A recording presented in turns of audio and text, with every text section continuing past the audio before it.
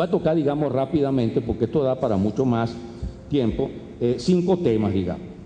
Voy a empezar primero con la estructura elitesca de la universidad, de las universidades.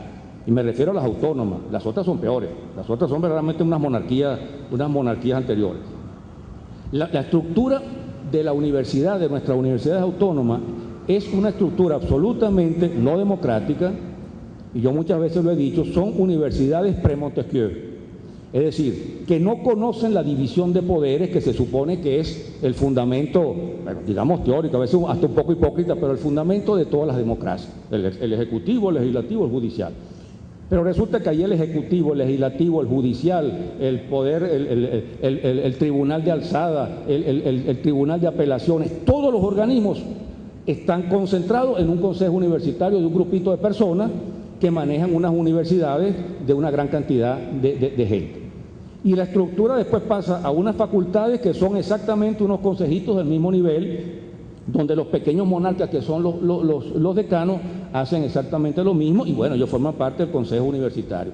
Después tienen unas escuelas que no tienen derecho a nada, que no tienen ninguna capacidad ni siquiera para aprobar nada, porque todo tiene que ir al consejo de facultad y de ahí al consejo universitario. Y encima de eso se encuentra entonces uno con un profesorado que está incluso excluido del propio gobierno universitario, porque hay un cuento que han inventado ahí, que viene también de la Edad Media, del claustro medieval, del claustro universitario, que ya suena a convento medieval, y de alguna manera viene de allí, donde se reúne un grupo de sabios, la élite de genios que dirige la universidad, algunos de los cuales son titulares con unos trabajos que verdaderamente dan vergüenza, unos trabajos de ascenso. Yo no voy a citar a nadie, pero hay bastante, yo sé de lo que estoy hablando. Y entonces ese claustro es el organismo entonces que cuando el Consejo Universitario, que es el organismo ejecutivo, decide darse un baño de amplitud, entonces convoca al claustro donde van los profesores altamente calificados. Los profesores instructores son la mitad de la universidad y no tienen derecho a votar. Y en las elecciones universitarias entonces votan los profesores jubilados, algunos de los cuales tienen 20 años fuera de la universidad, ya ni siquiera saben lo que es la universidad. Y encima casi todos son reaccionarios. Entonces vienen a aprobar la elección de un rector reaccionario para que los instructores, algunos de los cuales son progresistas, tengan que calarse al rector reaccionario, porque ellos votan y se van. Y los profesores instructores entonces se quedan 4 años calándose a unos rectores que verdaderamente son instrumentos más bien de fuerzas políticas que actúan afuera y que encima son de derecha. Eso es en lo que respecta a los profesores. En lo que respecta a los estudiantes, entonces a los estudiantes se les niega el voto. Se han hecho modificaciones para ponderar un poco las cosas, pero los estudiantes no tienen el derecho a un voto, porque se considera entonces que la universidad es una estructura de sabiduría, donde a medida que uno asciende como profesor sabe más. Y hay unos cuantos burros con diplomas de titulares en las universidades, así como hay una cantidad de profesores brillantes también. Pero quiero decir, el que alguien sea titular de una universidad no le garantiza que sea un sabio, ni la universidad es una escuela de sabios. Yo voy a hablar después de poco de eso, que es lo que yo creo que es la universidad, mucho más que eso. Entonces, quiere decir que los estudiantes van a ir a aprender. Se supone que no saben absolutamente nada y no tienen derecho, por supuesto, a tener opinión sobre sus autoridades. Y peor aún los obreros y los empleados. La universidad, la ley de universidades vigente, ni siquiera los considera miembros de la universidad. La universidad está formada, es una comunidad de gente que anda buscando el saber, la sabiduría, los profesores y los estudiantes, pareciera que no hacen otra cosa, y los obreros no son considerados parte de la universidad, y los empleados. Pero cuando hay que trabajar se les exige, y se les exige que sean universitarios. Y entonces la universidad es su patrono, y cuando ellos quieren un contrato colectivo y quieren derechos que le exijan los obreros a los patronos, entonces resulta que la universidad, oye, pero ustedes son universitarios, sacrifíquense por la universidad. Una universidad que ni siquiera los admite como miembros a él. Entonces, la universidad verdaderamente es una estructura elitesca y excluyente basada en un sistema de jerarquía que ni siquiera funcionan muy bien y ni siquiera son muy aceptables. La otra cosa es sobre la enseñanza y la formación universitaria. Yo aquí quiero extenderme un poquito más, si me lo permite. Las universidades, yo lo digo, son instituciones para formar las élites que van a dirigir un país o una sociedad determinada.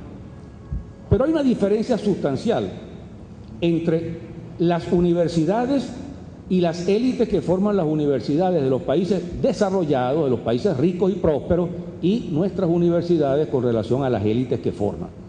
Porque los países europeos y los Estados Unidos forman las élites que corresponden a los intereses de esos países y al desarrollo, al crecimiento y al dominio de esos países. Son sus élites.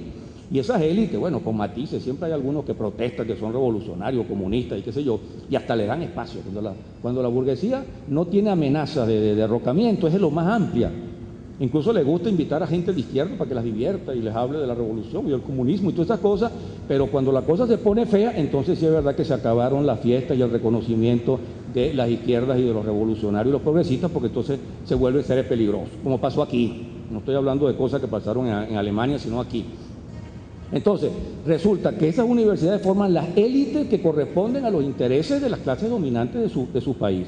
Y a veces son muy amplias justamente porque han logrado una gran estabilidad, una desigualdad mucho menor, cosa que está cambiando ahorita en Europa, y entonces, por supuesto, esas universidades son más amplias y más accesibles a otro sector. Pero en lo que respecta a las élites, ellos hacen exactamente crear las élites que van a defender su propio sistema. Ahora, ¿qué hacen nuestras universidades? ¿Cuáles son las élites que forman nuestras universidades? Unas élites que ni siquiera sirven a su propio país, sino que sirven a los intereses de las potencias dominantes y que en el fondo son, en la mayor parte de los casos, unos loros intelectuales que uno los podría meter en una jaula y pasaría de lo más divertido oyéndolos hablar de Habermas y de no sé quién como unos loros. Porque resulta que, salvo excepciones, la mayor parte lo que hacen es repetir un saber que ni siquiera es un saber que tenga que ver con nosotros y tratar de formar estudiantes que van a ser los loros de la próxima generación. Por supuesto que las élites de aquí tienen ventajas porque reciben algunas migajas de un sistema de explotación que necesita tenerlas tranquilas, pero no sirven a su país, a los intereses de su país. Y uno puede citar numerosos ejemplos de eso. La arquitectura nuestra facultad de arquitectura, ¿qué es lo que forma? Unos arquitectos que primero lo que constituyen son centros comerciales, y ahora zambiles, que extrañamente en esta revolución se ha puesto de moda los zambiles. Aparte de eso, lo que construyen son casas de lujo para los ricos. Y cuando construyen edificios para las instancias, ya sean oficiales o privadas, entonces son copias de los edificios que existen en Chicago, en Nueva York, en Boston, en no sé dónde, que están concebidos para un mundo distinto, donde entonces allá hay unos climas que no hay aquí. Aquí podríamos tener las ventanas abiertas para que entrara el fresco, no hay que taparlas con unos vidrios negros y entonces poner un aire acondicionado que gasta electricidad y tener las luces prendidas, y el derroche y todo el sistema que se genera de allí. Y si vamos a las cosas que yo mejor conozco, que son las ciencias sociales, entonces es peor.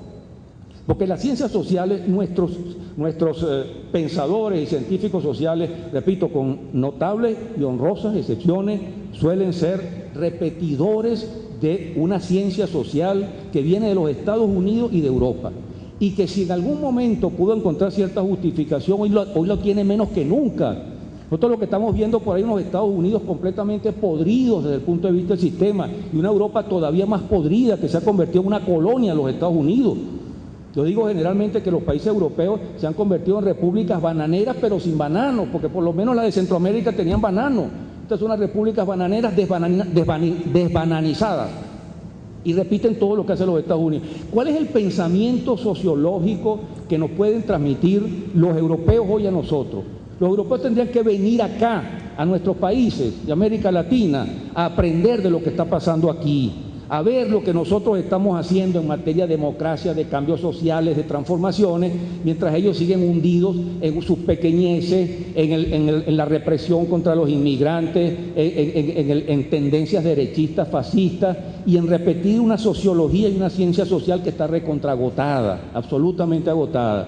Y entonces resulta que no solo es que ellos no vienen para acá, y a veces sí vienen, porque son más inteligentes que los sociólogos nuestros o que los científicos sociales nuestros, vienen para acá porque han descubierto que aquí se pueden aprender cosas que no pasan en Europa, pero entonces se encuentran a nuestros científicos sociales que están entonces repitiendo como unos loros y tratando de sacar el saber de Europa y de los Estados Unidos, cuando con mirar por la ventana de la universidad se encontrarían con una sociedad que se está transformando, donde ellos tendrían montones de cosas que aprender y montones de cosas que aportar, y no lo hacen. Entonces, nuestra universidad, desgraciadamente, es una máquina de formación de cuadros de científicos y de técnicos que repiten los valores del sistema y que realmente han perdido por completo el contacto con nuestras sociedades. Ni siquiera forman la élite que necesitaría el país, que tendría que ser bien amplia por lo demás para que dejara un poco de ser élite, sino que repiten los patrones de unas sociedades verdaderamente desgastadas como las sociedades europeas. Gobierno bolivariano.